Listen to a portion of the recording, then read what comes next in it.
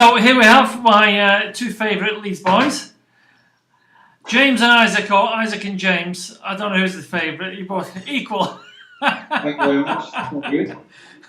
We're both in the desperately hot heat of I'm in Tbilisi and you guys are over in Leeds, of course.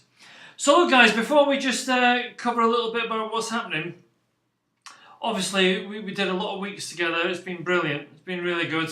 Seen some great progress, really. So I just wanted to ask you a couple of questions because I get tons of emails basically asking the same things from people who are interested in working with me for a period on Salon Mentor. I suppose the first question is, how did you feel about committing to spending 10 grand on some advice? I mean, how did that make you actually feel at the time? And what made you go ahead with it? It's a lot of money. It was, I'd say, definitely scary, putting that kind of money into the great unknown. I think that's what it was at first. Because obviously, we'd heard a lot about you. We sort of knew a bit about you, but obviously, having never met you and backgrounds and stuff, and it is a lot of money for a small business like us to invest in such a short space of time. Talking like a three-month period. What made us do it? I think we knew that we were doing it wrong. That we'd been doing it. Everything we were doing, we weren't focused in the right way. And I think sort of our initial chat with you made us realise that, and we sort of knew that you would be able to sort of help us refocus, which is kind of where we are sat 4.5, 5 months later. Definitely refocus. But I think it's also a case of you've got to go through some pain, and if you've got to put your money where your mouth is, both from our point of view of like, we've got to invest and trust in you, but I think from your point of view, it's like, well, we're handing over this, and there's that two-way trust thing, which has to happen between mentor and student. But yeah, there's got to be financial pain, and if there isn't financial pain, then what's the point in doing it, really? Because we could not pay anything and not do it, but if you're paying money for something, there's a lot of money, you're going to do it, basically. So that was one of the drivers. I suppose that just kind of leads me on to another question, really, that I always get asked, which is, will we make our money back? Yeah. Will we make our money back? I would say that we could pull that 10 grand straight out of the account now. Yeah, we could. Yes. So, yes, we have made our money back. It's been, sort of 5 months. So, within that, yes, we have made our money back. What difference has it made to the... I mean, the truth is, we've done, we've seen some brilliant changes in the salon, whether it be staff restructuring, how to handle staff, and cool things as well. Very, very cool. It obviously makes a difference to the business. But I suppose another question I always get asked is, what difference does it make to the salon? What difference does it make to your salon? What, having yourself? Yeah, just doing the whole mentor thing, We're busier. I have more staff. Everyone's happier. I'm happier. I think it comes back. That's enough for me. Yeah. It comes back to focus. I think it comes back to we're way more focused on the numbers. We're way more focused on our employees. We approach taking staff on very differently compared to what we thought. I think it's hairdressing and being business owners of hairdressing is very much, well, I've made it to the top now.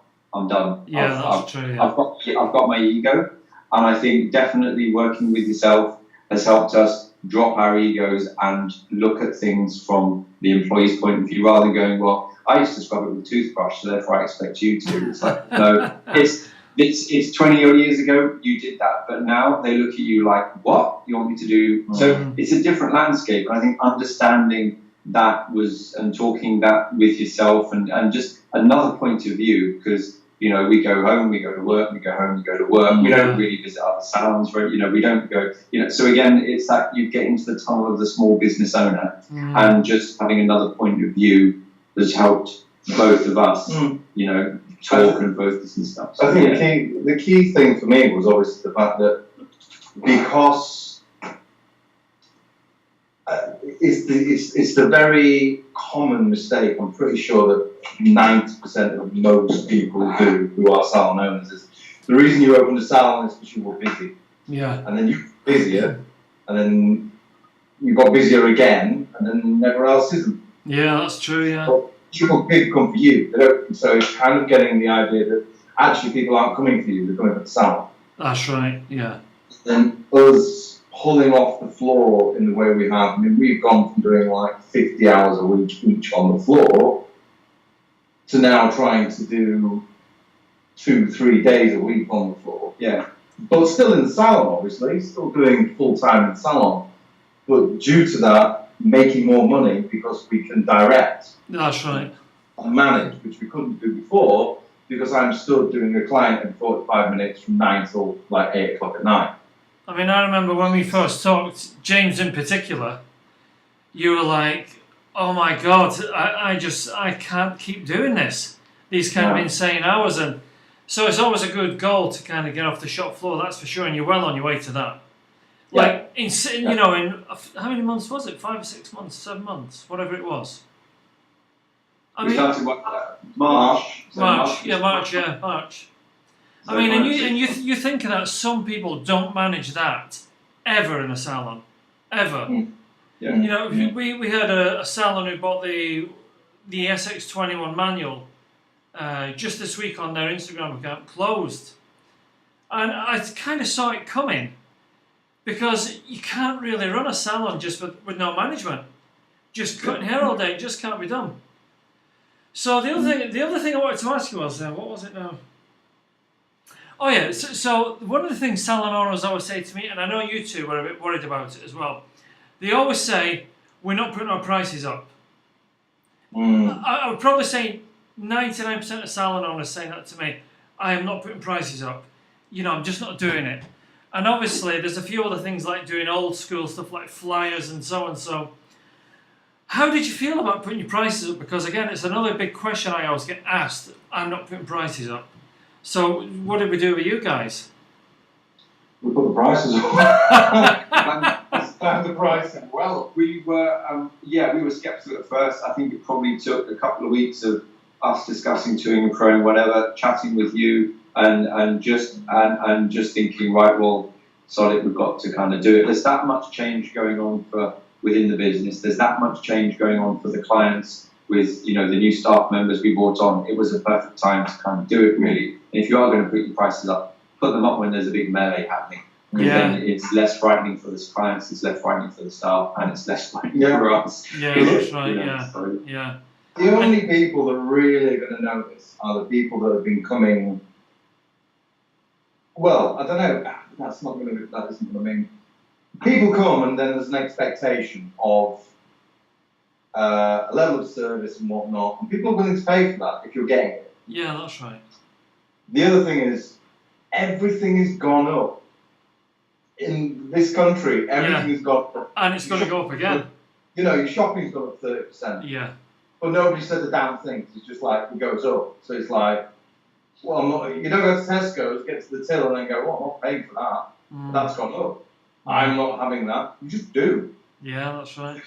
So if you want us to do that, that's how much it is. But I think the key thing is, you're not trying to do those people. You're trying to do new clients. Now, a new client has looked at the price list and they've still accepted the fact they're going to come. Yeah, that's right, yeah. But they're willing to pay it. And that's what you want to fill your salon with, new clients. Yeah, that's right. That's what we're trying. But I think really, in real terms, it's putting your prices up and then putting your prices up. So mine was quite considerable. Mine went up about £6-7 overnight. And my highlights went up, I don't know, 15 quid. It's a big jump, yeah. Now, people that have said things, I've only had, and I've got a client base of I've got a client base of 20 years, and I lost one. Yeah. That's it. People go, ooh, that's gone up. And you go, yeah. Yeah, it has. And they go, ooh, it's gone up quite a lot. And you're like, yeah. Well, if you want me to do it, that's how much it is. Let's just talk about another thing. Let's But just. it's that kind of, Sorry, James. Sorry. it's okay, but it's like I had a lady going, oh, it's gone up, that's a lot, and I'm like, it's gone up £6. A glass of wine, where we work here in Chapel Alton in Leeds, a glass of wine is about £8, right? My haircut's going to last you 6 to 8 weeks, That's wine. but your glass of wine is going to last you 10 to 30 minutes. But you don't think twice about buying a glass of wine for £8. Yeah. And she went, oh, I never thought of it like that. I was like, well, think of it like that, 'cause that's how much it is, man. It's all. Just another thing I wanted to mention. You know, when we very first started doing this, and we talked a lot about staff coming and going, and I was saying to you, well, you're going to have to get rid of them and start somebody else. So, how's your whole kind of? Because we've kind of restructured the staff, really. Were you a bit scared doing that, and has it turned out okay?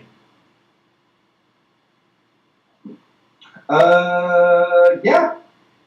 No, it's giving over that responsibility more to your staff, and It's you have to put the systems in place to do that. It's changed the way we look at recruitment. Yeah, definitely. So we're using some of the templates that you kind of gave us, and we worked with, and we rejigged. We sort of create promises for ourselves, and we create a promise for them, and we try and meet them in the middle. Not necessarily everybody's driven by money, not everybody's driven by status, not everybody. So again, some people want more holidays, that kind. So we started tailoring our consultation process with them, and our sort of employment process to do around them, basically. Yeah. That's what we looked at. We looked at who they were, what they wanted, where they come from, and then we as a business thought, well, what can we do for you, and what do you want from us? And then we worked a package, a financial package around that for them, and a commission basis around that for them. And we've been finding it been really hard to get staff. We haven't got any staff. And then we put this out, we started it, we took 2 new girls on within the space of 3 weeks. Yep. One of them's still with us. One of them we sadly lost after the 3-month period. She was finding it a bit tough and it wasn't her, so absolutely fine. We let her go. We then just found another girl using the same process. We found a couple of barbers. So again, just by changing that and the adverts and stuff, starts to attract people, and we have no fear around letting staff go. Yeah, that's right. It's a big thing. That's the big thing. If they're not performing after 3 months, then we let them go. And this girl, she was performing, but it wasn't right for her. So we went, okay, fine, thanks very much, lovely, but see you later. And that was, a few little bumps on the road with her and gone. Whereas everybody else has sucked it up and was just, really enjoying it. Even the current staff that we've had, we put on the new systems. They're really enjoying it too. Yeah, and I think just us not being on the floor, like James was saying, means that we're not one of them. We're not in it with them every day. That's they don't right. see us as much. Yeah. So therefore it's not as pally maybe as it was kind of before, and there's a little kind of line there between. There's a barrier now, yeah. So there's not them and us, there never will be. It's all of us together, but there's definitely us stepping back to make a huge difference. Okay, guys, I'll ask you a last question or two then. So, the obvious questions are: has it left you at this stage, just literally a couple of months, with a stronger business, stronger salon? Yeah. Yes. Yeah, definitely. So the second question is: would you advise other salon owners to just go for it? Oh God, no! You're an asshole.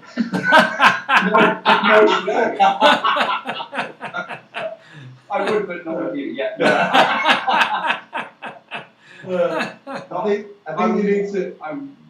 Yeah, totally. Yes is the answer, most definitely. But I think you've really got to look at your business and decide what you want from it. Yeah, that's true. And then, firstly, the thing is, we were a business that wanted to go to the next step. We weren't closing. We weren't desperate. Well, kind of, but in a different way. We wanted time back. That was our big thing. So and I wanted, and then we need that time to expand the business, which we realised we just didn't know how to go about doing it, if you know what I mean.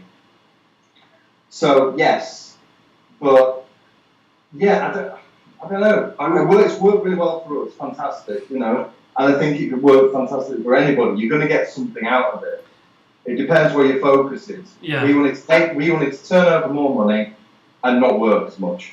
In which case, it's been phenomenal. It's Yeah. helped us do that. Brilliant. Yeah, I think it's I'd say for anybody wanting to use a mentor of anybody, it's go into it knowing what you want. Yeah, that's true. Yeah. Anybody's out there, I'd say if we came to you with a specific amount of questions, we kind of knew where we wanted to go and what we wanted to do, and it was just we kind of said, well, we need refocus. That's, you know, we were kind of floundering a bit, and I think whereas if you just hand over 10k and go, well, make me you, Yeah, that's right. Yeah. you're not going to get anywhere. And Yeah, I think it's that's throwing what money people away go, then. "Oh, Yeah. there's okay." And I think the biggest difference with yourself, I would say, you know, a bit of a sales pitch for you here, is that you were contactable 24/7, wherever you were, whatever time you could drop your messages. In actual fact, you were hassling us at like 7 a.m., 6 p.m., up to 5, which is great because we're both up with kids and it's fine. But and compared to a lot of other mentors I've looked at, or we've looked at, was like, well, we'll have one meeting once a week. Yeah. I'll tell you that, and then I'll piss off for 2 weeks. Yeah. And then I'll get back to you and say, whereas Why are you not doing this? difference Yeah. with you is, and I think the thing that sold it was the beginning was that you said you wanted to be part of this business and you were going to be part of it and you were going to make yourself part of it and be, even to our staff, you were open to our staff as well. You came to Salon, you chatted to them, they could talk to you, you joined our WhatsApp groups, they could chat. So I think that was the big difference, is that you were with us every part of the way, you know, shouting, screaming, bawling, kicking, crying, laughing, all the usual. Whereas, and that, I think that was the difference. Yeah. As mentorship goes, that's true mentorship, not just a business coach, whatever one of them is. So I think, you know, for yourself, definitely for us, that's really helped being having the touch points. Yeah. So certainly, yeah. All right, guys, I appreciate that. Let me just. I know I'm brilliant, but thanks for confirming it. We both know it's brilliant. Let me just switch this off, and then we'll have a quick chat. If I can. How the hell do you switch this recording off? No.